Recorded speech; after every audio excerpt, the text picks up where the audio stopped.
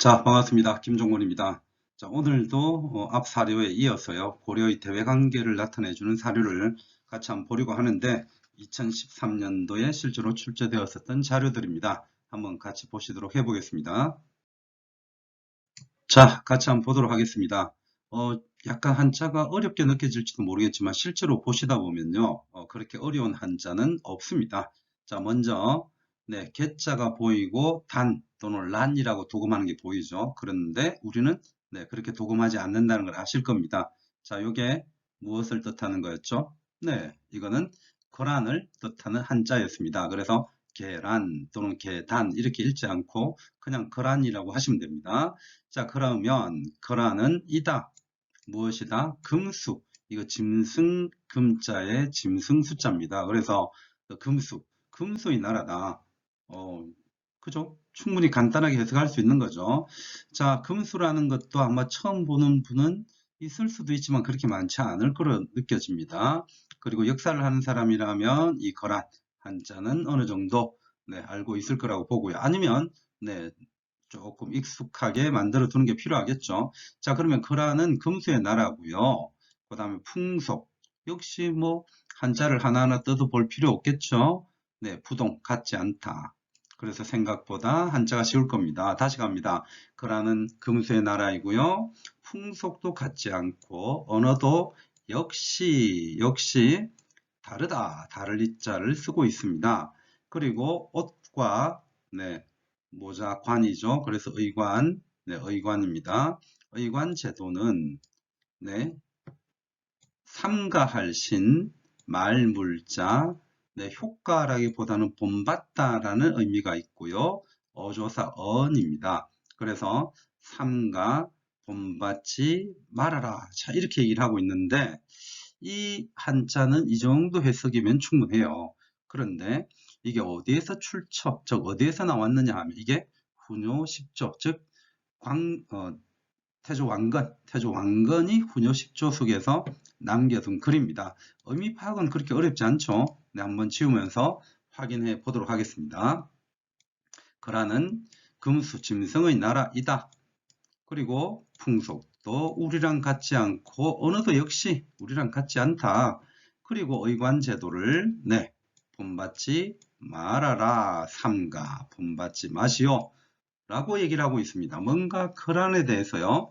그죠? 그닥 좋은 감정을 가지고 있다고 볼 수가 없는 네, 그런 글인데요. 우리는 왕건의 어떤 왕건에 대한 학습이나 지식을 통해서 충분히 그렇죠. 반거란 정책을 쓰고 있다는 것을 알고 있을 겁니다. 물론 역사학자들은 이런 사료들을 통해서 그렇게 판단을 했겠지만 우리는 거꾸로 이미 그런 판단들을 어느 정도 하고 있기 때문에요. 이 사료는 그렇게 어려운 부분이 없었으리라고 봅니다. 네, 다음 한자 한번 보도록 하겠습니다.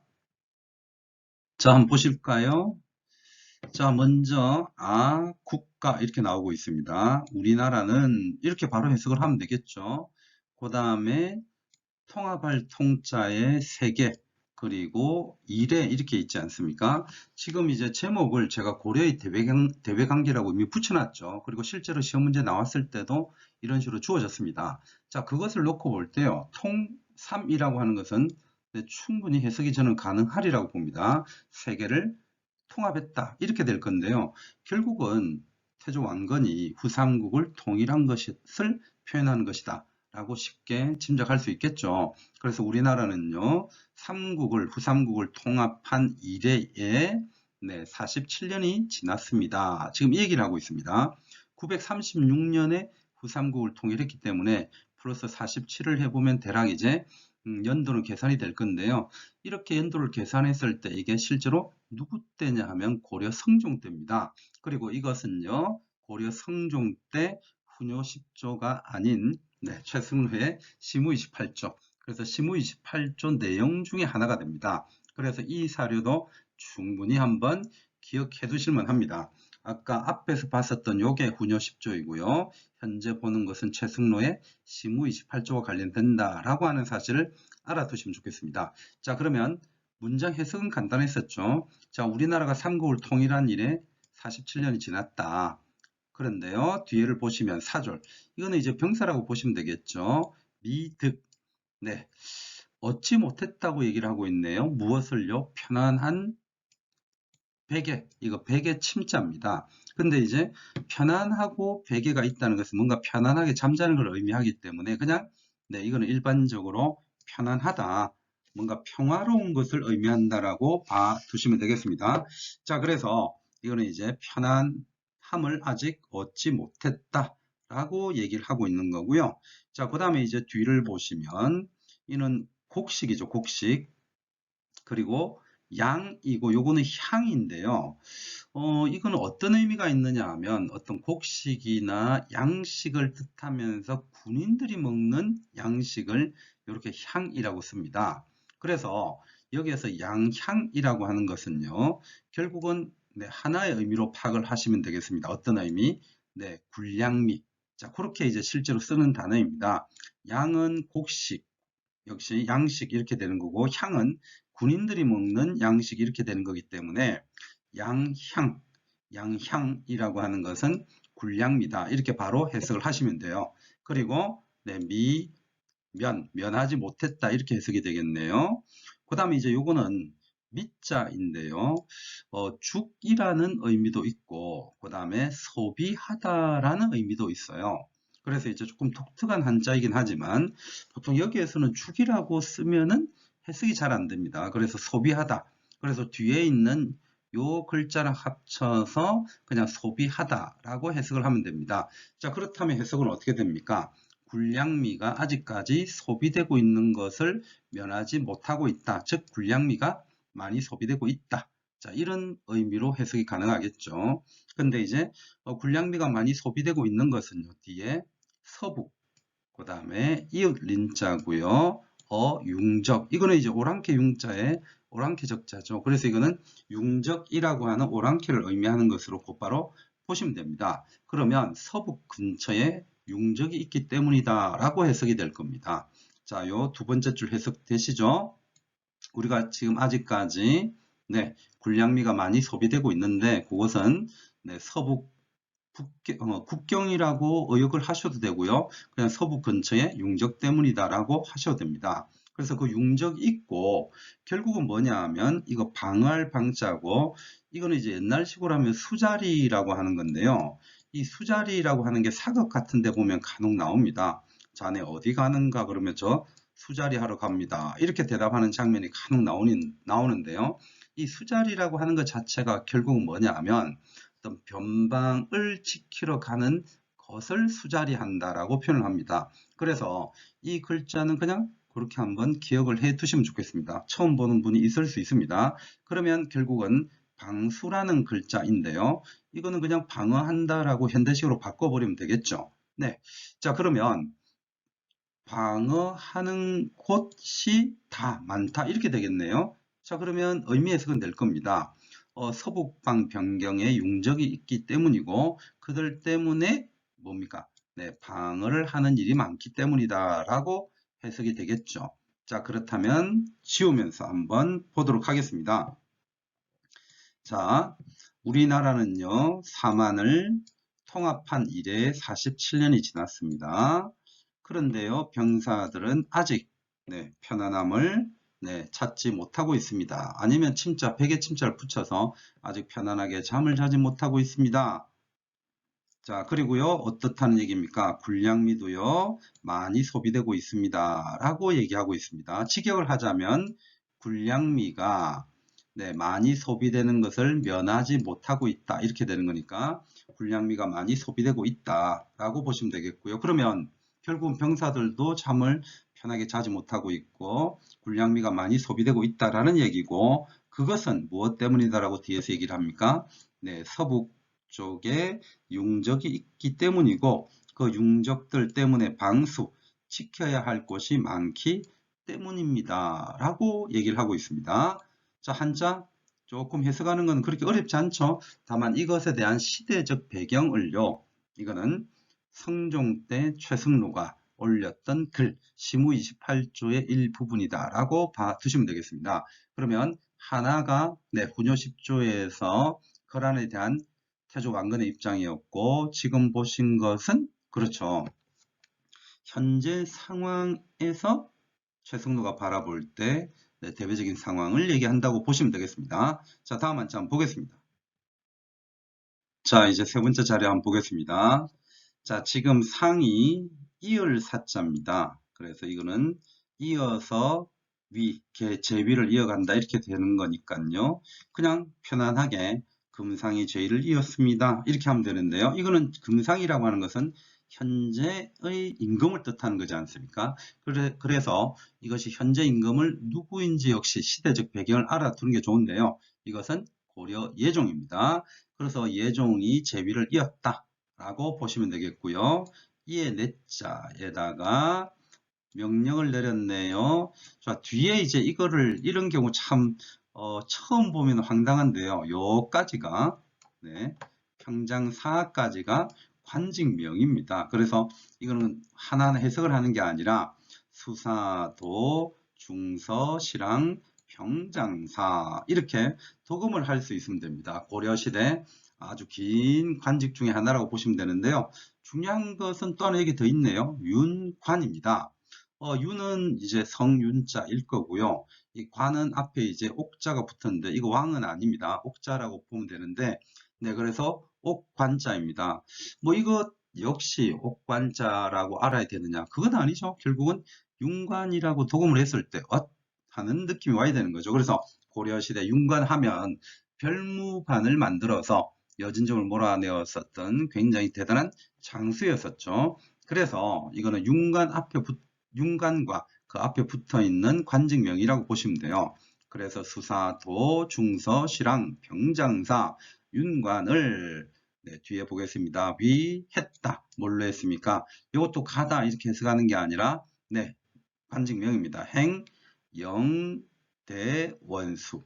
행영대원수로 삼았다. 라고 하시면 되겠고요. 여기에서도 또 지자가 있는데 보통 관직명에도 지자가 굉장히 많이 붙어요. 그래서 알지자로 보시지 마시고 이때는 무엇을 관장하다라는 실제로 그런 뜻이 있는데 그래서 뭔가를 관장하는 관직에 붙일 때 지라는 단어를 붙입니다. 그 다음에 여기에 추밀원 이렇게 읽어야 됩니다. 그래서 이것도 하나의 기구죠. 그래서 추밀원 그 다음에 추밀원사 한림학사 승지 이렇게 꺼내야 되겠네요. 자, 그러면 추밀원사 그 다음에 한림학사 그 다음에 승지라고 읽으시면 되겠습니다. 이런 거는 하나하나를 해석하는 게 아니라 관직이나 기구의 명칭을 한자로 좀 봐두는 것이 필요한 거니까 한번 잘 봐두시기 바랍니다. 그리고 뒤에 중요한 게 또 나옵니다. 뭐가 나오느냐 하면 오연총입니다. 이것도 사람 이름입니다. 자, 사람 이름 두 사람만 따로 한번 체크해 보겠습니다. 윤관이고요. 오연총입니다. 자, 이 두 사람을요. 금방 윤관은 행령대원수로 삼았고요. 오연총은 부원수로 삼았다라고 보시면 됩니다. 그래서 명을 내린 거예요. 뭔가 굉장히 길지만 알고 보면 해석은 굉장히 간단하죠. 자, 그러면 임금이 저기를 이어갔고 제위에 올라갔고요. 윤관과 오연충을 대원수와 부원수로 삼아서 함께 명령을 내려서 라고 보시면 되겠죠. 자, 이제 이어서 또 한번 한자 보도록 하겠습니다. 자, 솔자인데요. 이거는 역시 뭐 율로 되기도 하지만 여기에서는 이끌다 솔이라고 보는 게 좋겠고요. 정병 이것도 해석하려고 할 필요가 없죠. 아주 뛰어난 군사 정예병을 뜻하는 게 정병이니까 그대로 정병이라고 보시면 되겠고요. 정병 30만을 이끌고 가서 톱을 하는데 도울 빗자입니다. 돕다라고 하시면 되겠습니다. 이 전자는 참 여러 가지로 해석이 되는데요. 뭐 홀로, 오로지 막 이렇게 여러 가지가 해석이 된단 말이에요. 그럼 결국은 뭐냐 하면 여기에서 비전이라고 하는 것 자체를 그냥 하나의 좀 단어로 보시면 될 것 같고요. 그 다음에 정복할 정자에 토벌할 토자로 보셔야 되는 거니까 정벌하는 것을 그냥 돕게 했다라고 해석을 하시면 되겠습니다. 자, 그러면 해석은 되셨나요? 자, 이제 깔끔하게 지워가면서 다시 한번 더 해석을 해보도록 하겠습니다. 금상, 자, 때는 바야흐로 예종이라고 했고요. 예종이 즉위를 하고 나서 이에 명을 내렸습니다. 무슨 명을 내렸습니까? 수사도 중서시랑 평장사 누구에게 윤관을 네, 행령 대원수로 삼고 그리고 지 추밀원사 한림학사 승지 누구요?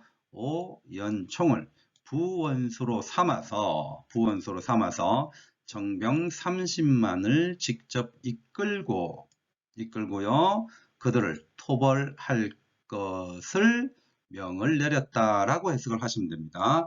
비전은 제가 마지막에 굳이 해석을 안 했습니다. 그 정도 의미가 전달되면 충분합니다. 그래서 지금까지 살펴본 것이요. 2013년도 16번에 출제되었었던 4개 중에서 3가지를 본 거고요. 한 가지는 제가 이제 요 앞 사료 해석을 할 때 김부희가 반대하던 사료 있죠? 네, 그거 4개였습니다. 그리고 실제 시험에서는 어떻게 물어봤느냐 하면 이 4가지 한자 사료를 시대에 맞게끔 시간 순서대로 배열하시오 이런 문제였습니다. 자, 지금 이 3가지만 한번 배열을 해볼까요?